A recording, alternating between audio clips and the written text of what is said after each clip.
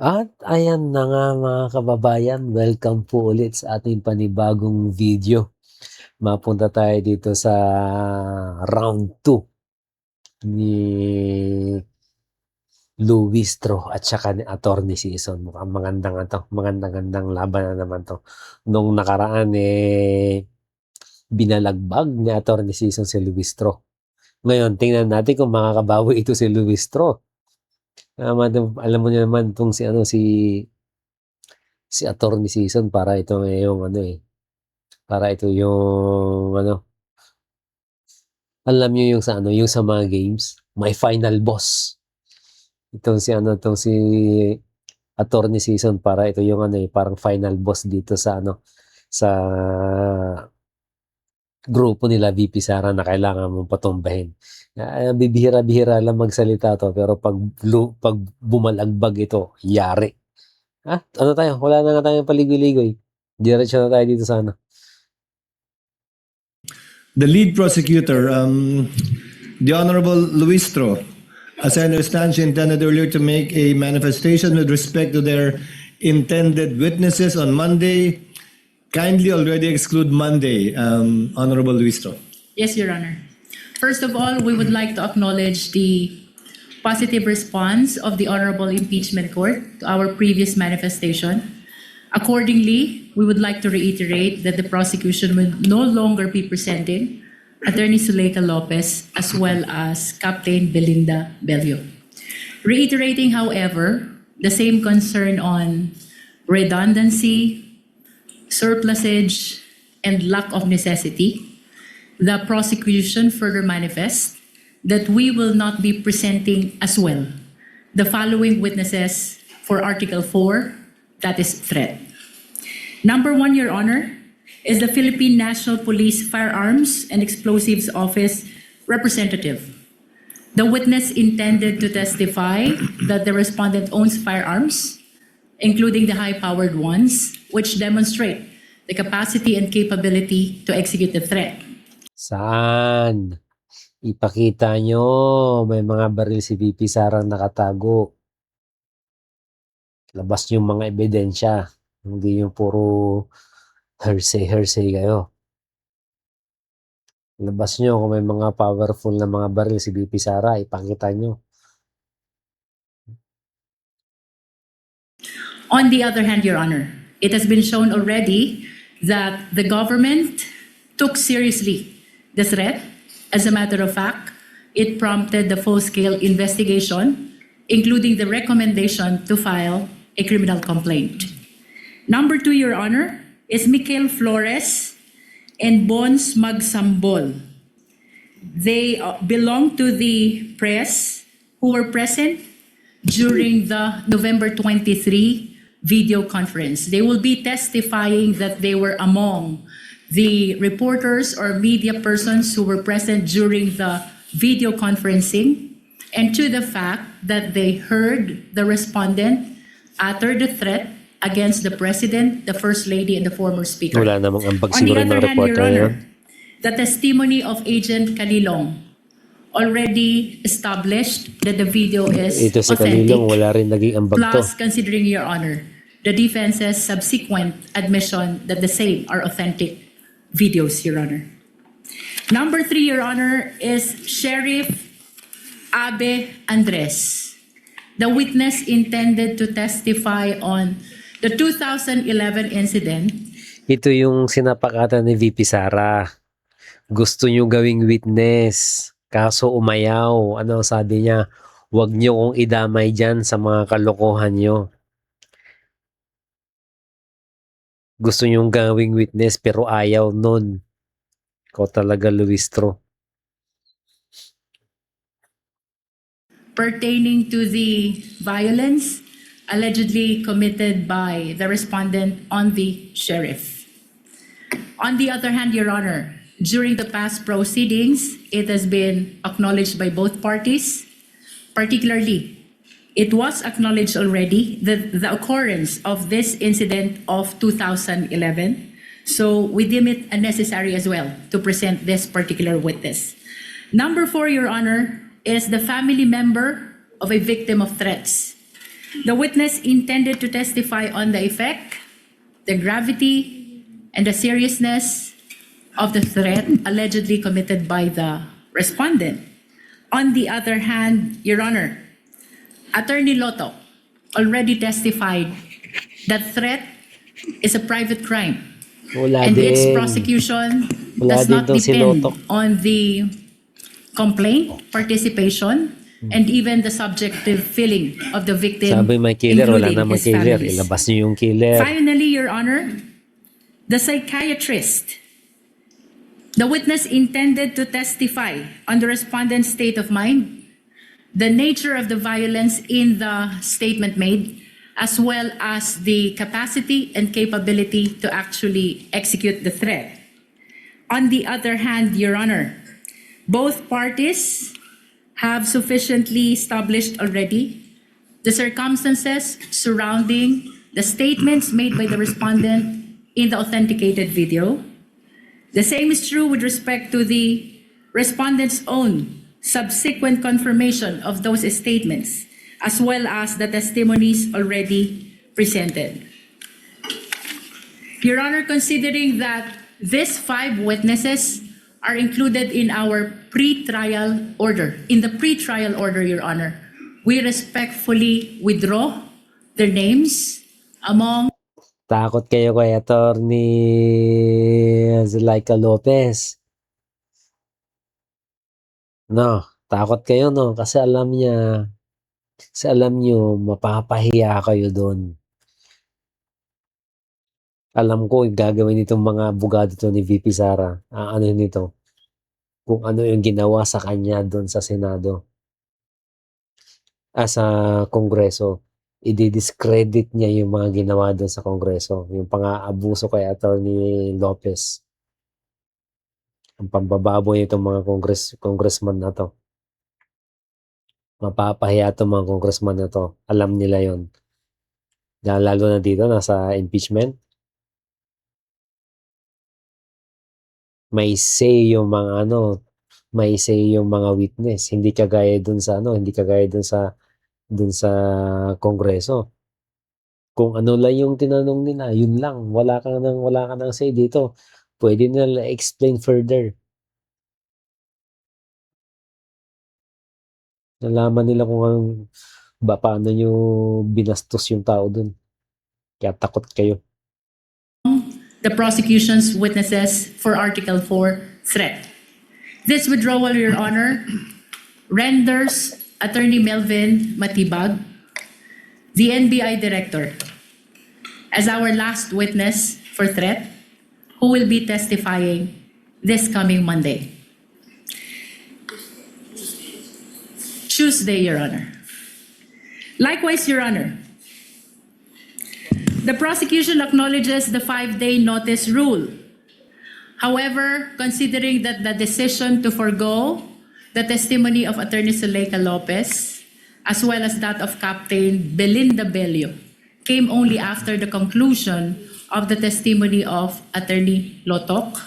Plus, considering, Your Honor, the earlier manifestation, which will render Attorney Matibag the last witness for threat, we would like to beg the kind indulgence of the Honorable Impeachment Court to note our next witnesses.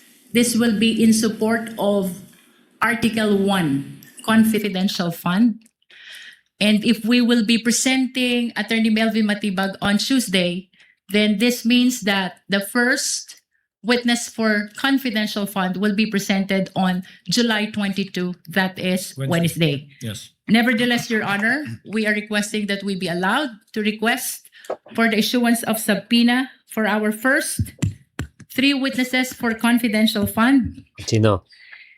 That includes Marivic Pareja of the Legislative Archives Museum Management Service of the House of Representatives, and also, Your Honor, 2 land bank employees, including Violeta Constantino, former branch manager of Land Bank Show Boulevard Branch, and Ninita Camposano, former branch manager, Land Bank, DepEd Branch. To clarify, Honorable Luistro, this is for the issuance of subpoena ad testificandum only? Your Honor, the request is for the issuance of both subpoena ad testificandum and subpoena duces tecum. Kindly submit in writing the motion in order to be able to specify the documents you want to be the subject matter of the subpoena duces tecum. We will await it within the afternoon, even after adjournment, so that we can sign the subpoena by today or tomorrow at the latest. May I inform the Honorable Impeachment Court that the list or the request for subpoena ad testificandum and duces tecum, the written ones, have been submitted already to the Honorable Impeachment Court, Your Honor. I stand corrected. Yes, I have it with me now. Your Honor, may I just enter some correction with respect to the testimony of Attorney Lotok to the act of threat or grave threat. The same is a public crime which does not need a private complainant, and its prosecution does not depend on the complaint participation. Counsel, before going there, let the presiding officer act on these requests for issuance of subpoena first. The presiding officer hereby grants the request for the issuance of subpoena ad testificandum to Ms. Marivic Pareja to appear on July 21 and 22, to Ms. Violeta Constantino and Anita Camposano, also a subpoena ad testificandum to appear on July 21 and 22, and subpoena duces tecum to Ms. Lynette Ortiz, correct? Of the Land Bank of the Philippines to appear on July 21 and 22. Therefore, stated requests for subpoena are hereby granted. Clerk of Court is directed to prepare the corresponding subpoena ad testificandum duces tecum as the case may be, and for the Sergeant at Arms to be instructed to serve the aforestated subpoenas. As you were saying, Honorable Luistro. May I just manifest, Your Honor, that with respect to the testimony of Attorney Lotok to threat, the same is a public crime, and therefore its prosecution does not depend on the complaint, participation, and even the subjective feeling of the victim, including that of his family. What is this about? I think, if I remember correctly, Representative Luistro, the presiding officer stated that also yesterday, that there are only certain private crimes that require the complaint of the victim. And these mostly are private and sexual crimes such as concubinage, adultery, seduction, abduction, rape, and acts of lasciviousness. We These are the understand, only Your Honor. private crimes that require the signature or complaint of the private complainant. We understand that, Your Honor, and we in fact submit to the position of the Honorable Impeachment Court, except that this representation misstated the supposed public crime into a private crime, Your Honor. Noted. Your Honor. Before recognizing the council for respondents, Senator Judge Aquino is Just a recognized. point of order, Mr. Presiding Officer.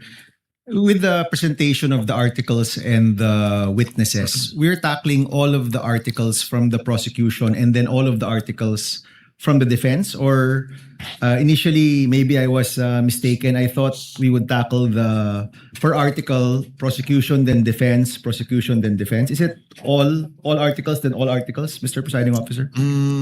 Not a point of order, but perhaps a clarification. Yes. But the answer is yes. We will first finish the presentation of the prosecution for all articles before listening and allowing the respondent to present their evidence in chief for all the articles as well. Thereafter, we shall decide by article. After the formal offer of evidence by both parties shall have been made and the final arguments shall have been made of record as well. All right. Salamat, Mr. Presiding Officer. Counsel for the respondent is recognized. What is your pleasure, ma'am? Good afternoon, Your Honors. Good afternoon, ma'am. I just have a few before I express some statement with respect to the discourse that we just heard from the lead prosecutor, may I just clarify because Yan na. I don't know if I'm mistaken, Ito but na yung, yung final boss. Final boss ng mga abogado dyan sa dyan sa sa kampo nila VP Sara. did mention that they are now withdrawing 5 witnesses under Article 4, namely the Philippine National Police Firearms and Explosives Office Representative, Mr. Flores, Mr. Magsambol, the sheriff, and the psychiatrist. And one And- more, the relative of the family of a Okay. victim. That would make it 6. Then that's clarified, Your Honor, because I also heard the lead prosecutor say that Attorney Melvin Matibag will be their final witness for Article 4, and I had neglected to consider the family member listed as one of the reserve witnesses. Thank you for the clarification, Your Honor. But on another matter, this is not an objection, just a statement or a manifestation with the kind indulgence of dishonorable Counsel court may proceed. and senators, judges. Yesterday, at the conclusion of the hearing, we've heard a manifestation from the good lady, Attorney Kapunan, with some suggestion on how to speedily proceed with the rest of the presentation of the prosecution for Article 4. And I think towards the end of her speech, which was quite lengthy, was really just essentially informing this court about the fact that they will no longer present Attorney Lopez, whom they had requested subpoena for, as well as Ms. Belinda Bello. But my point is, I'm not objecting to the good counsel's manifestation or even the manner by which she delivered it yesterday or the lead prosecutor's manifestations today. Only that my concern is those manifestations are almost always accompanied with lengthy discourse containing conclusions of law and facts that in reality only this impeachment court can really determine. Now, why is this a concern for the defense? Because this affects the fairness and balance of this impeachment court and the way it would perceive whatever manifestation. Yan nga, kung i-cancel mo na lang kasi yung mga witness mo, sabihin mo na lang, pasensya na, hindi na makakarating tong hindi na namin tatawagin. Itong witness na to, si Atty. Lopez, witness na to, hindi na namin tatawagin. Itong isa pa, hindi na namin tatawagan. Tapos na, ayun na lang. Hindi yung, mo pa, dami-dami mo pang sasabihin. Which is nag-ano ka na, nagmamanifest ka na. Ni-explain mo na ng napakahaba kung bakit di makakarating. Nag-i-insinuate ka na. Which is unfair naman dito sa kabila. Ito sasabi nito ni Attorney Season, pag gusto mo i-cancel yung witness, cancel mo na lang. Huwag na masyado madami pa sinasabi. Tapos sabi mo gusto mo padali yung impeachment, tapos ang dami-dami pa sinasabi. Or expressions of sentiments or discourses that counsel for both parties will deliver before this court and before the public. Naririnig po tayo ng taong bayan at anuman ang sabihin ng ating mga kagalang-galang na mga miyembro, officers of or members of the bar who also are officers of the court, and we all know that we are before the impeachment court and therefore we should try evidence and not advocate for the conclusions or the positions that we may have already made even before we went to this trial. And so I'm just expressing a concern on behalf of the defense and just for the guidance of both parties. If the only message that and this goes for both parties, if the only intent really is just to withdraw witnesses, and perhaps it would better serve the purpose of aiding the speedy disposition of this case if that fact alone will, be the only thing that will be mentioned without factual assertions or conclusions of facts or even interpretations of the law. I think that would be more fair for everyone and for the guidance of the public and this court. That's all, Your Honor. Thank you for your indulgence. May I comment, Your Honor? No need, counsel. Let the chair react to the statements made by lead counsel for the respondent. The presiding officer took it as the statements as akin to a tender offer of excluded evidence, very similar to that. Although we are not yet at that stage, although evidence has not yet been excluded, the presiding officer took it as that. Therefore, what is your pleasure? I will give it to the counsel for respondent. Should you decide not to call witnesses in your witness list, do you want the same privilege of being able to make a tender, meaning an explanation of why you won't be calling these witnesses? If not, given the fact that it was given already to the counsel to the prosecutors, or we will simply remind both. Ito naman, at least kapapanga naman, si Escudero naman, no? Itatry niya rin naman natry niya rin naman na bigyan ng pagkakataon itong sila, sa kabilang side, sila VP Sara na i-counter din yung regarding doon sa mga sinabi nila or kung may mga ipipresenta sila mga witness, i-explain din nila in details bakit nila tatawagin ito. Pero ang mahirap kasi, ang pag pinayagan mo kasi yung mga ganung bagay is nag-i-insinuate ka na parang totoo na yung sinasabi mo. Which is hindi naman patas nga doon sa kabilang side. Yun yung nire-reklamo nila sa kampo nila VP Sara. Kasi yung mga pinagsasabi ni Kapunan, ika-cancel lang naman yung witness. Tapos ang haba-haba na mga sinabi. Diba? Mabalik tayo.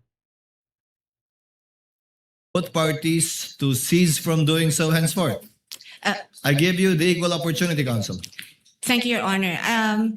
What is your pleasure? Let me just clarify, Your Honor.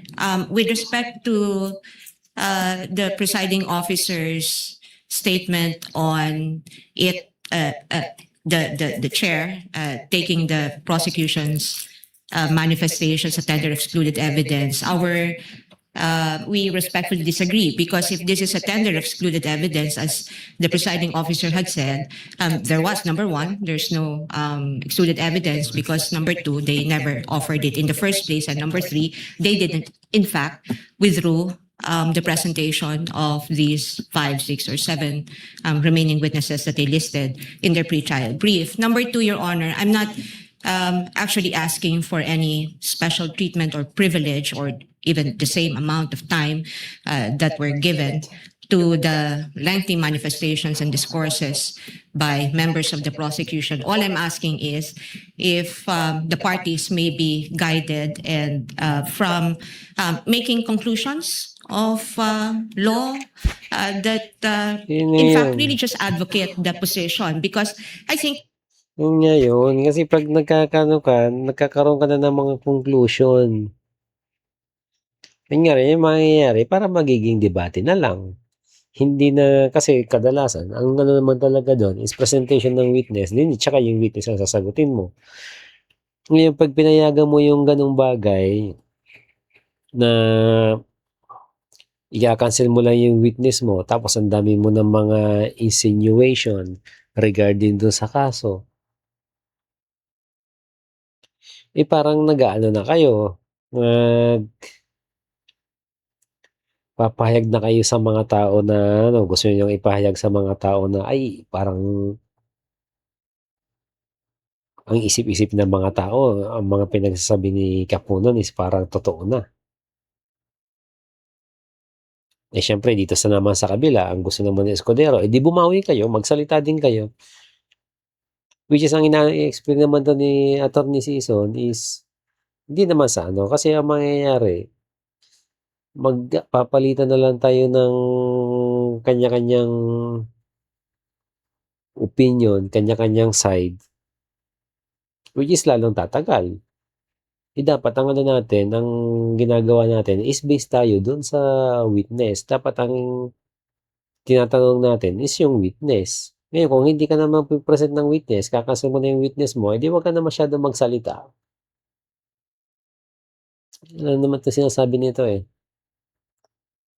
We all agree that at no point during this trial that the prosecution and defense will probably say, I agree with you on this point of evidence or on this point of law.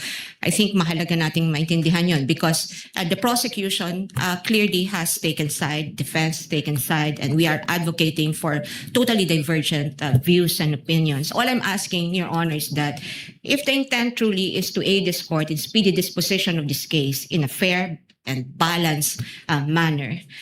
Just so also with the considering that we are being watched by the people, no? Yung ating mga mamamayan na sa tingin ko gusto rin nilang matuto mula dito sa paglilitis na ito sapagkat sila interesado rin sa kung paano ba pinapagana ang batas sa bayang ito at kung paano pinatutupad yung mga karapatan, no, ng mga tao at kung paano binibigyan ng pantay na halaga yung prosekusyon at depensa. All I'm asking is if the intent is just to say we're withdrawing, then that's it. Just state the intent and then without any conclusions, Your Honor, because conclusions really are just for the courts to make and not for either of the parties. Thank you, Your Honor. So noted, as the court said, it is akin to and not exactly Ayan, yan a yung sinasabi tender ko. offer. Therefore, the court will now remind both parties to kindly limit any such manifestations on the withdrawal or change or on the withdrawal of their witnesses to kindly limit it to the withdrawal of such witnesses, and it applies to both sides, Thank you, both Your the Honor. prosecution and the respondent side, should that time come on the part of the respondent. So ordered. Any other matters to be taken up? Thank you, Your Honor. None from the defense, Your Honor. So, Quick manifestation, Your Honor. I'm sorry. Quick manifestation, Your Honor. Yes. Just to respond to the manifestation of the defense. Yes, the Honorable Luis. Nais ko lamang pong ipaalala Nagbanat pa to sa sa ating Luistro. mga kababayan, this is a constitutional process. This is of paramount of importance. And therefore, providing the reasons for the withdrawal of these witnesses need to be communicated as well to the viewing public, Your Honor. Kailangan pong maintindihan ng ating Pwede mo naman sabihin, pero yung mabilisan lang, pero yung sasabihin nyo napakahaba, ang dami-dami nyo nang sinasabi, hindi na tama yun. Yung gusto nyo kasi, kagaya ng ginagawa nyo, propaganda yung ginagawa nyo dyan eh. Mag-withdraw lang kayo ng witness, gagawa pa kayo ng propaganda. Yan ang problema sa inyo. Kasi ang ginagawa niyo sa ang ginagawa niyo sa Kongreso, gusto niyo dalhin diyan sa impeachment court. Hindi yan po pwede diyan. Laway Luistro. mga kababayan ang naging hakbang ng prosekusyon kung bakit wini-withdraw ang mga pangalan ng ibang testigo para sa Artikulo 4 and that is threat. That is for the record only, Your Honor. Noted. Court already made a ruling. Yun. Senator Court Judge already make a Cayetano. ruling. Mr. Senate President, Mr. Presiding Officer, I agree with you both, and there's a solution to that. Let me start by I agree with the defense. Actually, I was going to stand up yesterday, but with all due respect to a good lawyer, Attorney Kapunan, and to the fact that my seatmate, Senator Miggs, was very proud of her, saying that she's his ninang, I did not stand up anymore. The problem with explaining why you're withdrawing is actually you are feeding to the court something they did not testify to, and then something the defense cannot object to. So, and if it is a proffer or a tender, it is clear to everyone, in-exclude yon. Kaya ko nga lang nilalagay. But tama naman si presiding officer, it's akin, it's not the same. But dun kasi sa tender, nag-ruling eh. So it's very clear to us it's unacceptable, di ba? So after the very eloquent manifestation of Attorney Kapunan yesterday, if I was a layman, I would think what you said, whether it was the agent John Mark, whether it was the second witness sa NBI, was true. Kasi parang may summation. The same thing with you, the very able lead prosecutor and chairperson of the House Committee on Justice, di ba? Having said that, I agree with you, this is an impeachment court. People have to know why. But I think we've been very lenient. No one except the spokesperson has spoken about the sub judice rule. So you can actually explain it in the press con afterwards, if I may, no? Because nga, I was also observing yesterday and I was saying, kung ako yung defense, dadagdagan ko na yung witness ngayon at every time i-withdraw, may chance akong i-explain back at when you withdraw, then reinforce kung ano yung sinabi nung before. So I understand you completely, ma'am. People have to understand why it's not a sign of weakness. In fact, in your it's a sign that you've achieved your position. But we can do that in the press cons and other forums. But if you do it kasi here, walang chance yung prosecution to rebut that. Or if they do, it's one rebutting the other rather than the witness Yan standing. yung sinasabi ko. If I may offer that solution, Hindi na dun Mr. sa Presiding hindi na Officer. dun sa As ruled by the witness. presiding Kasi officer, dyan hence- sa dyan sa impeachment, dapat ang tinatanong nyo, nakafocus kayo dun sa mga witness. Hindi yung magpapalitan na lang kayo ng argumento. Kasi pag nagpalitan na lang kayo ng argumento, syempre, side mo yan. Sa kabila, side ko to. Walang mag-aano sa atin. Ang ano dito is by evidence. Kaya nga nandyan sa is by evidence. Ebidensya ba? Ebidensya. Yun. Go tayo. Tuloy tayo. Henceforth, that will no longer be allowed. Senator Judge Pangilinan, before Senator Judge Pia Cayetano. It's just a Kasi very quick Pangilinan, lumabas na manifestation. naman I was to siya, no? actually listening to the ruling of Matching. the presiding officer, and initially I thought he would rule that the defense would likewise be given the opportunity to speak up, and at some point when they likewise have Hindi na. Kasi pag binigyan mo pa ng okay lang na magbigyan mo. Kaso nga, ang inaanto nila Atty. Sisto, nahaba pa. Magpapalitan na lang tayo ng diskusyon. Lalo nga haba. Ito si Matching mo, masabi lang para tong si parang si Juan Bol. Aakyat dyan, magkukut ng isang Latin word, tapos si English. Tapos bababa na. May masabi lang. Isa pa tong na to. Abogadong hilaw. the opportunity to withdraw witnesses. I would like to think, Mr. Presiding Officer, that would have been the better approach, because this is an impeachment court. This is not. We are not bound by technical rules, unlike court proceedings where lawyers are. You are not bound with technical rules, but you have a rules. May rules kayo. Kaya nga ginawa yung rules na yan para sundin. Talaga si Matching, Familiar and would really want to make it as orderly and as technical as possible. But again, I will yield to the ruling of the chair. But just a reminder. Hindi naman yung technical Kiko Matching. Hindi naman yung technical Kiko Matching. Ang lang doon, yan yung sabi natin. Pag withdraw mo yung witness mo, i-withdraw mo na. Withdraw mo na lang. Tapos huwag ka na magsabi-sabi ng kung ano-ano patungkol doon sa case. Ito yung problema kasi na itong mga to Reminder to everyone that technical rules of evidence Ano technical doon? does not apply strictly in impeachment court proceedings. Precisely because nakikinig ang taong bayan, pagka-technical masyado, na sa halip na lumalabas ang bawat punto. Hindi ko sinasabing hindi dapat magsalita ang defense. In fact, yun ang original o initial na suggestion at minumungkahi ng ating presiding officer na kung gusto magsalita ng defense din para tapatan yung nabanggit ng prosecution, mas maganda sana. But I will yield. I just wanted that manifested and I will yield to the ruling of the chair. We Maraming thank the good gentleman for his understanding and magnanimity. Given that counsel for respondent did not want the same benefit, it also saves on the court time, and as pointed out by Senator Judge Allen.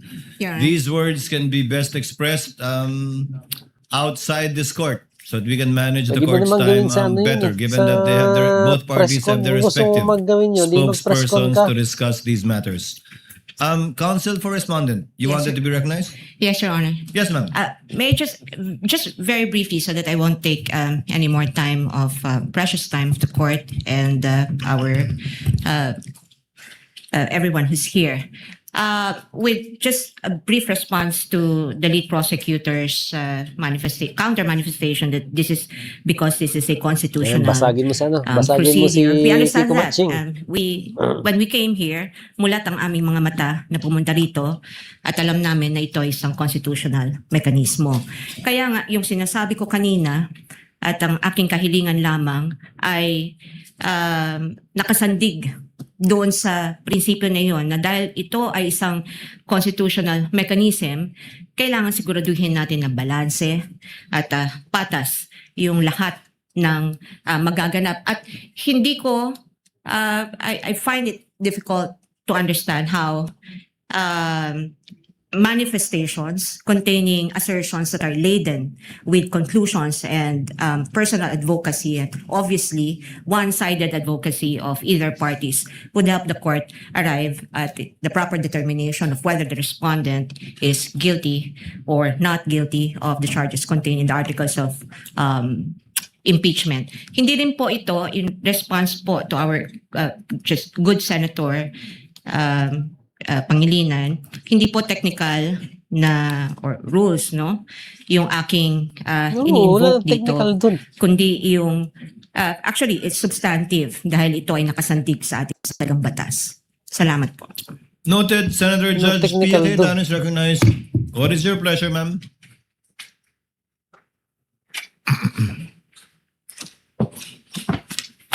I would just like to support the ruling of the presiding officer, cautioning the both prosecution and defense. I too noticed the esteemed Attorney Lorna Copunan's lengthy explanation on the withdrawal of the witnesses. But because she is Lorna Copunan, nakikinig ako in the same way na even if I don't know some of your names, makikinig ako sa inyo. Rest assured. I think it's her first time to also stand up. So I was being very patient in listening to her. Ito si Senator Pia, no? Maiba tayo, no? 60 years old na pala to. Pero yung tsura niya, no? Napakabata pa. Napaka-kinis na mukha. Wala naman lang ka-wrinkles. 60 years old na pala ito. Grabe. But I did take note of some statements that sabi ko parang conclusions na to or excessive explanation of her observations which I didn't think were proper. So okay na yon, tapos na yon, pero moving forward nga, Mr. Presiding Officer, I agree with you. And I just need to put this on record kasi nga sinasabing wag tayo masyadong technical, pero to a certain extent, Ano, kailangan technical naman dun? ho natin, tingnan naman yung rules natin kasi maayos ho tayo, di ba? So I want to read into the record. This might be a paraphrase na nung sinabi niya ha, kasi sinasummarize namin ng team ko yung statements. And anyway, di ko na mahanap sa phone ko dahil kahapon pa yon. But I recall, no, and feel free to correct me, but this is a minor thing naman. parang dinescribe niya kung bakit hindi na daw papupuntahin si Attorney Lopez kasi naman daw napakita na daw ng defense yung video kung saan siya ay crying and complaining. So observations na po yun ni Attorney Kapunan. Hindi po siya ang witness. Hindi po siya ang dapat nagsasabi sa judges na crying and complaining yung isang testigo. Trabaho po yun ng abogado na i-elicit yun dun sa witness na mapepresenta doon. So yun po yung reason kung bakit hindi ho pwede yun. We're not being technical, but neither of the lawyers here are allowed to stand up and be the one to explain what you are experiencing. That is for the witness to do. Your job is to ask the witness questions. Yun. So to be clear, it's not being technical, but it's making sure that magawa niyo yung trabaho niyo na maayos at magtanong tayo ng maayos sa witnesses. Kung di na pala siya papupuntahin, di no need na to say kung ano yung na-observe. Kasi nga, hindi na ho sa inyo yon as lawyers. Yun lang naman po. Again, my utmost respect for Attorney Kapunan and to all of you. You're all doing a great job. Like I said, once in a while, we will be called out. Even I tell the presiding officer, call me out pag sumobra ako, pag medyo nag-exceed tayo ng authority natin, because we're all just trying to do our jobs here. So thank you again, everyone, for your time and patience. Thank you, presiding officer. Chair in humility accepts the presiding officer's lapses in this regard, as twice pointed out by Senator Judge Pia Cayetano already. The chair will be more mindful in the future, but I also ask the parties to also be equally mindful in case the chair forgets or is not unable to point it out on the part of either party should this happen again. Any With other points? manifestation, Your Honor? Hindi tayo titigil niyan, Jervil, sinasabi ko sa'yo. Jervil. Yes, Laway. I just want to one put last on record, Your manifestation Honor. from the Honorable Luistra without prejudice to another manifestation from Counsel for Respondent. I just want to manifest, Your Honor, that the Honorable Impeachment Court has been very much fair in as far as this issue is concerned. As a matter of fact, the presiding officer even asked the lead defense counsel if she would like to avail of the same opportunity to Hindi naman explain yun, the reason for the Luis withdrawal Tro. in the event Hindi yun yung the punto ni defense would be Atty. withdrawing likewise. Season. Hindi yun ang punto ni Atty. Season. Ang punto ni Atty. Season, para hindi tayo tumagal,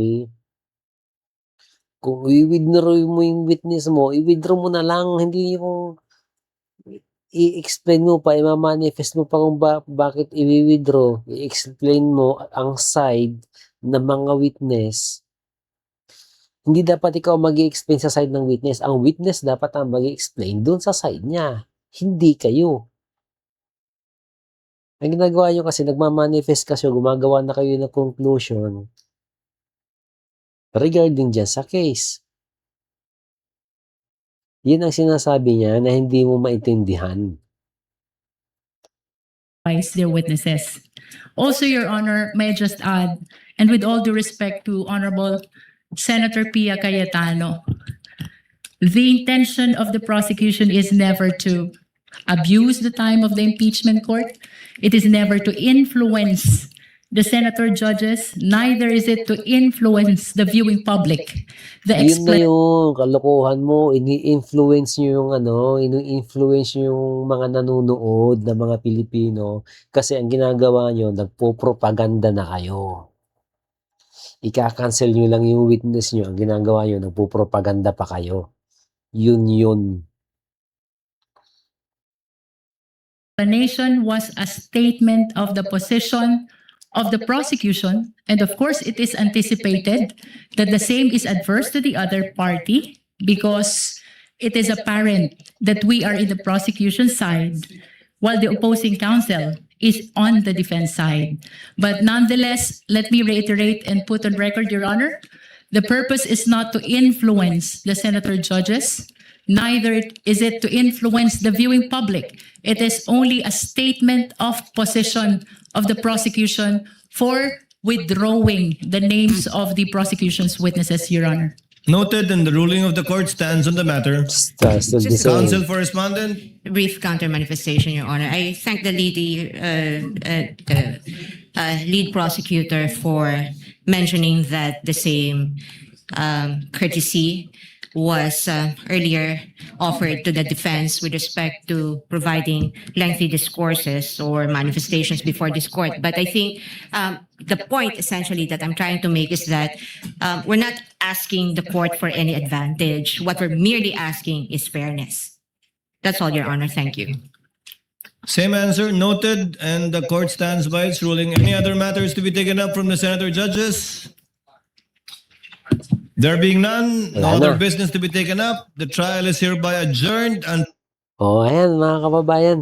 Maraming salamat po ulit sa panunood at sa pakikinig sa ating mga simpleng opinion. Susunod gagalingan pa natin. Okay? Ayan, maraming salamat po ulit. At kung parehas tayo ng paniniwala, parehas tayo ng prinsipyo, parehas tayo ng paninindigan, like and subscribe, share nyo na rin. Maraming salamat po. Magandang gabi sa inyong lahat.